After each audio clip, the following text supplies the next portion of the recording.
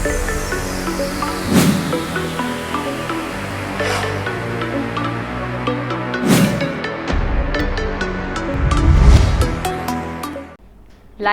Camera, action, ఈ మాటల వెనుక ఉన్న అసలైన ప్రపంచం మీకు తెలుసా? ప్రతి సీన్ వెనుక ఉన్న క్రియేటివిటీని, ప్రతి ఫ్రేమ్ వెనుక ఉన్న శ్రమను పరిచయం చేసే ప్రోగ్రామ్ మేకింగ్ మ్యాజిక్. సినిమా వెనుక ఉన్న అసలు సినిమాను చూసేద్దాం. భీమ్లా నాయక్ 2022లో టాలీవుడ్లో విడుదలైన అత్యంత ప్రతిష్టాత్మకమైన భారీ యాక్షన్ డ్రామా చిత్రం. మలయాళంలో సూపర్ హిట్ అయిన అయ్యప్పనం కోశియం సినిమాకు రీమేక్గా వచ్చినప్పటికీ తెలుగు నేటివిటీకి తగ్గట్టు పవర్ స్టార్ ఇమేజ్ను మైండ్లో పెట్టుకొని ఈ చిత్రాన్ని అద్భుతంగా మలిచారు. ఈ సినిమా 25 ఫిబ్రవరి 2022న ప్రపంచవ్యాప్తంగా థియేటర్లలో విడుదలైంది. భీమ్లా నాయక్ సినిమా భారీ కాస్టింగ్తో రూపొందడం, అలాగే పవన్ కళ్యాణ్ ఇమేజ్కు తగ్గట్టుగా మార్పులు చేయాల్సి రావడంతో దీని మేకింగ్ మరియు షూటింగ్ లొకేషన్లలో ఎన్నో ఆసక్తికరమైన విశేషాలు చోటు చేసుకున్నాయి. సినిమాలో పోలీస్ స్టేషన్ బ్యాక్డ్రాప్ మరియు హీరో విలన్ల మధ్య ఈగో వార్ అంతా ఒక అటవీ సరిహద్దు ప్రాంతంలో సాగుతోంది. దీనికోసం చిత్ర యూనిట్ వికారాబాద్లోని అనంతగిరి హిల్స్, మదనపల్లి ఎల్లమ్మ టెంపుల్ పరిసర ప్రాంతాల్లో కీలక షెడ్యూల్స్ షూట్ చేసింది. పవన్ కళ్యాణ్ రాకతో ఆ లొకేషన్లకు వందలాది మంది అభిమానులు తరలిరావడంతో షూటింగ్ స్పాట్ ఎప్పుడూ భారీ సెక్యూరిటీ మధ్య నడిచేది. హైదరాబాద్లోని గచ్చిబౌలి అల్యూమినియం ఫ్యాక్టరీలో సినిమా కోసం ప్రత్యేకమైన సెట్లు వేశారు.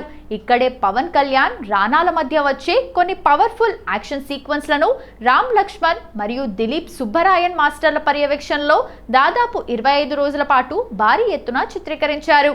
విజువల్ ఎఫెక్ట్స్ పరంగా కూడా కొన్ని కీలకమైన నైట్ సీన్స్ ఇక్కడే గ్రీన్ మ్యాట్ బ్యాక్డ్రాప్లో షూట్ చేశారు. కానీ తెలుగులో పవన్ కళ్యాణ్ రేంజ్కు తగ్గట్టు 2 గంటల 25 నిమిషాల్లోనే కథ ముగిసేలా స్పీడ్ పెంచారు. దీనికోసం త్రివిక్రమ్ ఒక ప్రత్యేక వార్ రూమ్ ఏర్పాటు చేసుకొని ప్రతి సీన్ తెలుగు నేటివిటీకి, మాస్ ఆడియన్స్కు రీచ్ అయ్యేలా పక్కాగా రీడిజైన్ చేశారట.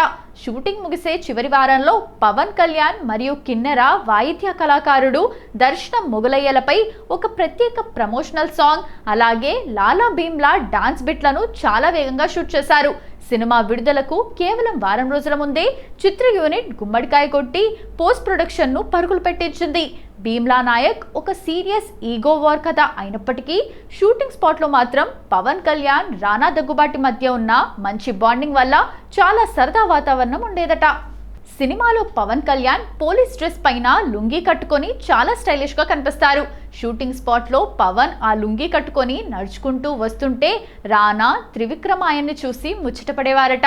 ఒకసారి రానా, కళ్యాణ్ లుంగీ మీకంటే బాగా ఎవరు కట్టలేరేమో అని కాంప్లిమెంట్ ఇస్తే పవన్ చాలా సిగ్గుపడుతూ నవ్వేసి అదేం లేదు భయ్యా, కంఫర్ట్గా ఉందని కట్టేస్తున్నా అంతే అని అన్నారట. సినిమా కథ ప్రకారం రానా పవన్ కళ్యాణ్ను చాలా ఘోరంగా అవమానించాలి, అతనిపై అరుస్తూ సీరియస్ డైలాగ్స్ చెప్పాలి. కెమెరా ఆన్ అవ్వగానే రానా పవన్ పై విరుచుకుపడుతూ అరిచేవాడు. కానీ డైరెక్టర్ కట్ చెప్పిన వెంటనే రానా పవన్ కళ్యాణ్ దగ్గరికి వెళ్ళి, సారీ కళ్యాణ్ గారు, సీన్ కోసం అలా అనాల్సి వచ్చింది, ఏమనుకోకండి అంటూ చేతులు జోడించేవారట.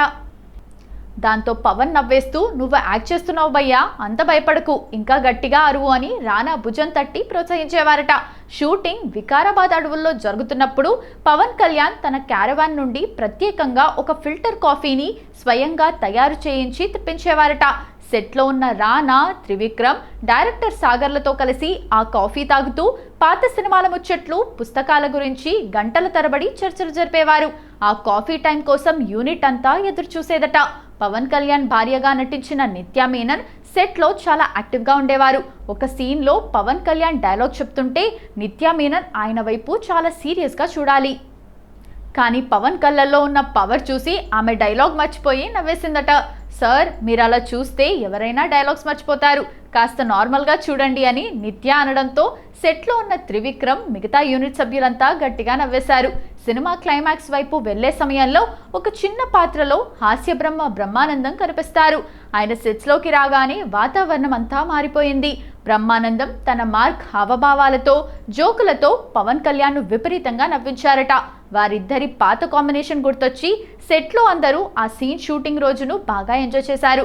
భీమ్లా నాయక్ సినిమా బాక్సాఫీస్ వద్ద భారీ విజయాన్ని అందుకున్నప్పటికీ ఈ సినిమా మేకింగ్ మరియు విడుదల సమయంలో చిత్ర యూనిట్ ఎదుర్కొన్న సవాళ్లు టాలీవుడ్లో ఒక పెద్ద సంచలనంగా మారాయి. కేవలం సాంకేతిక పరంగానే కాకుండా రాజకీయ పరంగా కూడా ఈ సినిమా తీవ్రమైన ఒత్తిడిని ఎదుర్కొంది. ఈ సినిమా ఎదుర్కొన్న అత్యంత పెద్ద సవాలు ఇది. పవన్ కళ్యాణ్ రాజకీయ ప్రస్థానం కారణంగా అప్పట్లో ఆంధ్రప్రదేశ్ ప్రభుత్వం సినిమా టికెట్ ధరలను విపరీతంగా తగ్గించేస్తూ జీవో జారీ చేసింది. దీనికి తోడు థియేటర్లలో బెనిఫిట్ షోలు, ఎక్స్ట్రా షోలకు అనుమతులు నిరాకరించారు. రెవెన్యూ అధికారులు థియేటర్లపై రైడ్స్ చేయడం వంటి కఠినమైన పరిస్థితుల వల్ల దాదాపు 150 కోట్ల బడ్జెట్తో తయారైన ఈ సినిమా కలెక్షన్ల పరంగా ఏపీలో భారీగా నష్టపోయే ప్రమాదం ఏర్పడింది. దీనివల్ల నిర్మాతలపై మానసికంగా చాలా ఒత్తిడి పడింది. మలయాళంలో అయ్యప్పనం కోశియం సినిమా ఒక క్లాసిక్ హిట్.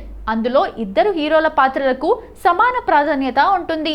కానీ తెలుగులో పవన్ కళ్యాణ్ లాంటి భారీ మాస్ ఇమేజ్ ఉన్న హీరో నటిస్తున్నప్పుడు కథను పవర్ స్టార్ ఇమేజ్ కు తగ్గట్టుగా మార్చాలి. అదే సమయంలో ఒరిజినల్ కథలోని సోల్ దెబ్బతినకూడదు.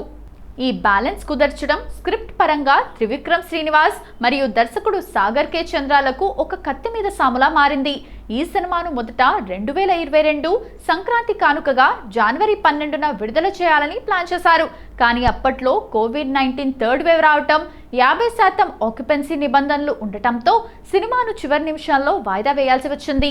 ఆర్ఆర్ఆర్, రాధేశ్యామ్ వంటి పెద్ద సినిమాల విడుదల తేదీల సర్దుబాటు కోసం కూడా భీమ్లా నాయక్ మేకర్స్ తమ డేట్ను త్యాగం చేయాల్సి వచ్చింది.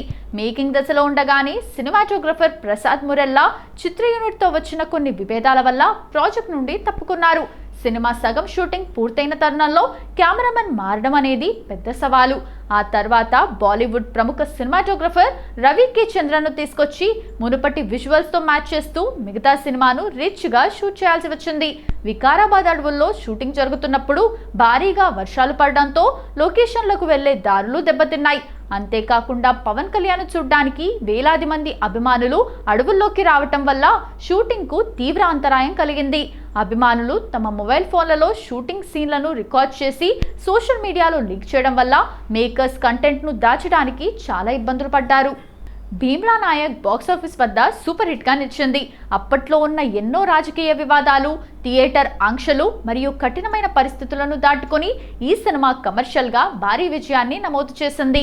ప్రమోషన్లు మరియు నటీనటుల రెమ్యునరేషన్తో కలుపుకొని ఈ సినిమాను సుమారు 120 నుండి 130 కోట్ల బడ్జెట్తో నిర్మించారు. ప్రపంచవ్యాప్తంగా ఈ సినిమా థియేట్రికల్ హక్కులు 106 కోట్లకు అమ్ముడయ్యాయి. సినిమా లాభాల్లోకి రావాలంటే 107 కోట్లు వసూలు చేయాల్సి ఉంది. థియేటర్లలో పవన్ కళ్యాణ్ మాస్ ర్యాంపేజ్కు ప్రపంచవ్యాప్తంగా ఈ సినిమా 160 కోట్ల నుండి 190 కోట్ల వరకు గ్రాస్ వసూలు చేసింది. అలాగే దాదాపు 110 కోట్లకు పైగా షేర్ రాబట్టింది. చాలా ఏరియాల్లో డిస్ట్రిబ్యూటర్లకు మంచి లాభాలను తెచ్చిపెట్టింది. అప్పట్లో ఏపీ ప్రభుత్వం విధించిన అతి తక్కువ టికెట్ ధరల జీవో మరియు బెనిఫిట్ షోలు లేకపోవడం వల్ల ఆంధ్రాలోని కొన్ని ఏరియాల్లో ఈ సినిమా బ్రేక్ ఈవెన్ కాలేకపోయింది. అక్కడ కొద్దిపాటి నష్టాలు వచ్చాయి. తెలంగాణలో టికెట్ ధరల పెంపుకు ప్రభుత్వం అనుమతించడంతో నైజాం ఏరియాలో భీమ్లా నాయక్ కలెక్షన్ల సునామీ సృష్టించింది. అక్కడ దాదాపు 35 కోట్లకు పైగా షేర్ రాబట్టి ఆల్ టైమ్ రికార్డులను తిరగరాసింది.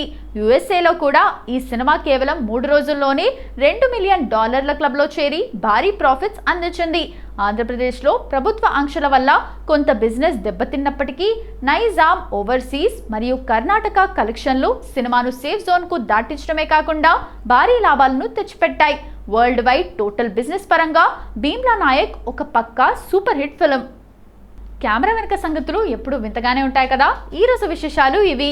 వచ్చే ఎపిసోడ్లో మరో గ్రాండ్ సినిమా మేకింగ్తో మీ ముందుకు వస్తాం. అంతవరకు సెలవు, నమస్కారం.